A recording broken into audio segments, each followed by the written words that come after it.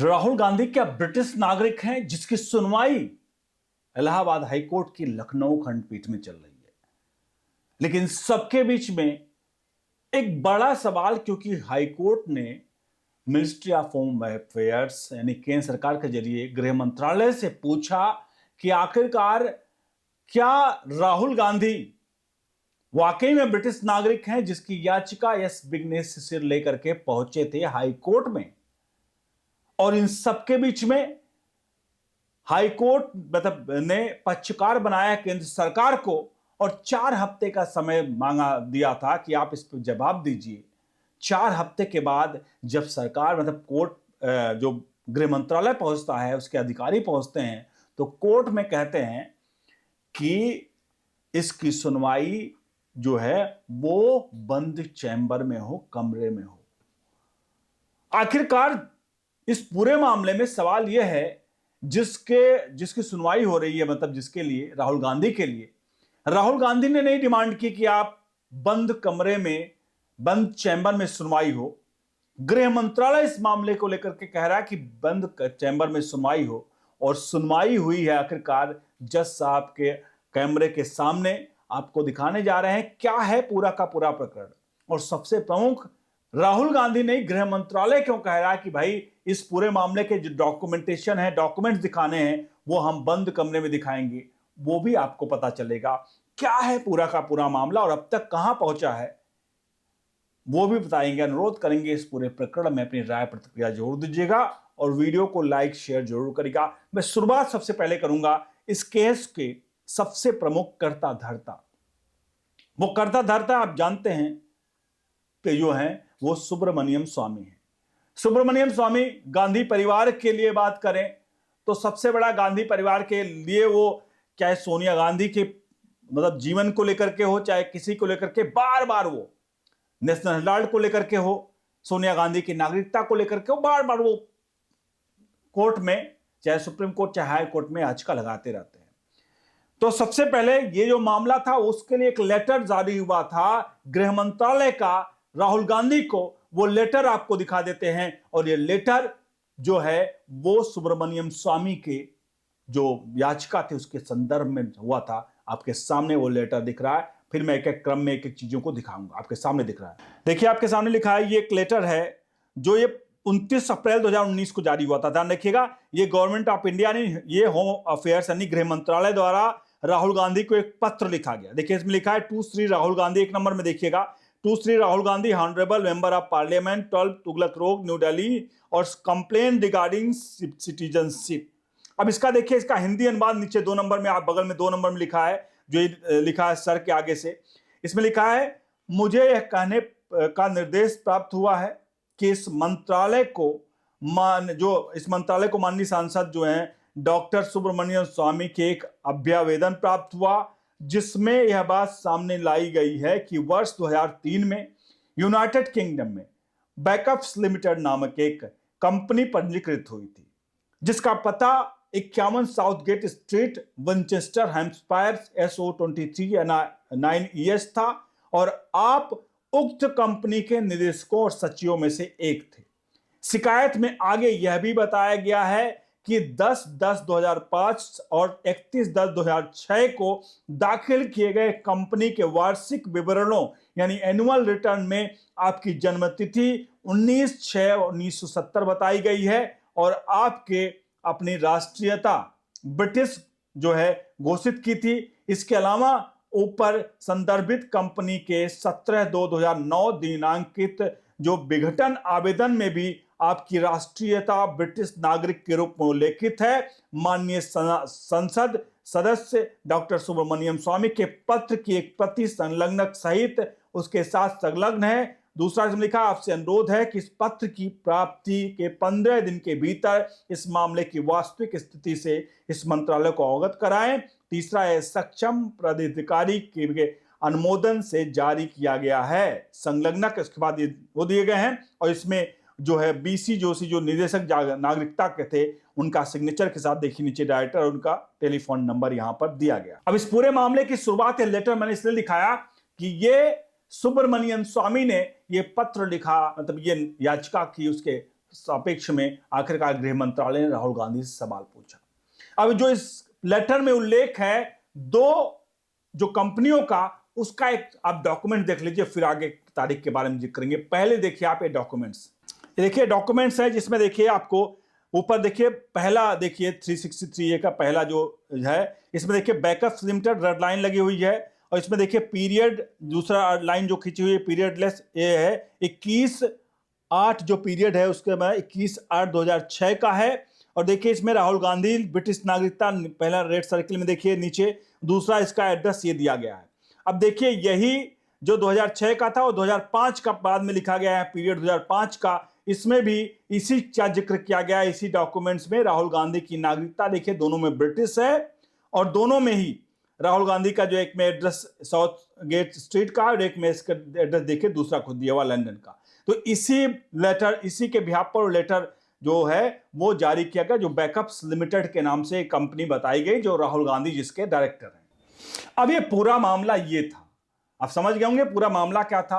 अब इसको लेकर के इधर उधर हो हल्ला मचता रहा, कई जगह याचिकाएं गई, याचिकाएं खारिज हुई, बहुत सारी चीजें हुई, लेकिन सबके बीच में अब मामला जो है वो पहुंचा लखनऊ में, यानी इलाहाबाद हाईकोर्ट की पीठ लखनऊ में पहुंचा। और लखनऊ में एक एक चीज अब इधर क्या हुआ वो एक एक क्रम में आपको बताते हैं कि क्या कुछ हुआ है, आपको एक एक डेट पे। लेकिन यहां बता दें आपको कि जब अब इस तारीख को जिसकी सुनवाई आखिरी हुई अभी, वो जब 6 अप्रैल को जब यहां पर पहुंचे हैं गृह मंत्रालय के अधिकारी, तो डॉक्यूमेंट्स लाने को कुछ कहा गया था उनसे, इससे सपोर्टेड कि भाई जो डॉक्यूमेंट्स एमएचए के पास, मिनिस्टर होम अफेयर्स के पास, इनकी नागरिकता के परिप्रेक्ष्य में वो डॉक्यूमेंट्स लेकर जब वो पहुंचे हैं तो कहा गया, उन्होंने कहा कि हम इस डॉक्यूमेंट्स को सार्वजनिक नहीं कर सकते।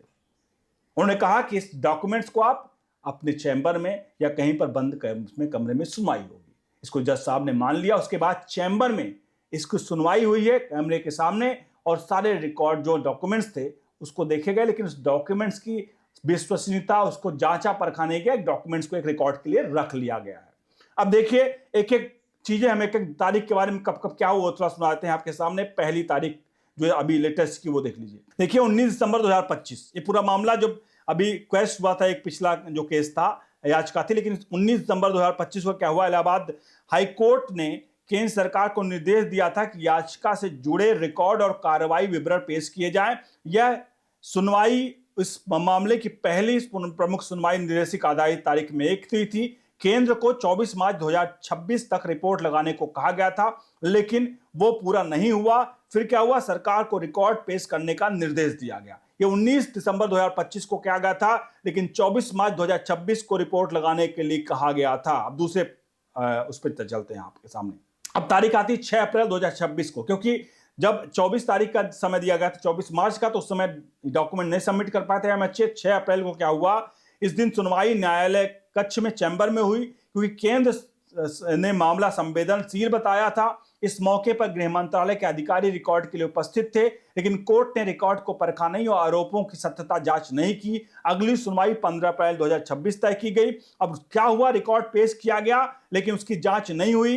कोर्ट ने स्पष्टीकरण दिया कि वह आरोप की जांच नहीं करेगी। अगली सुनवाई तय कर दी गई।